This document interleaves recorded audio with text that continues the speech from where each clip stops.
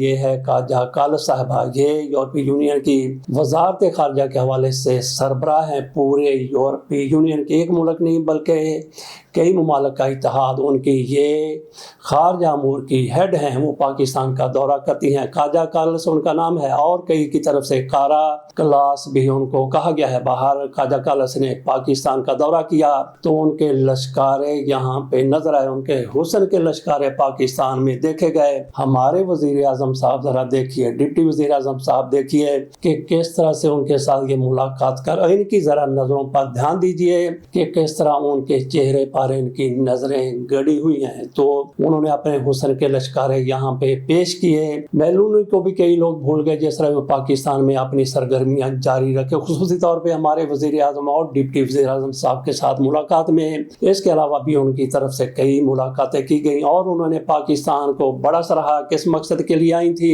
جس مقصد کے لیے بھی پاکستان وہ آئی تھی، انہوں نے پاکستان کی قیادت کو شیشے میں اتارا اور اتار کر اپنے مقاصد پورے کر کے چلی گئیں۔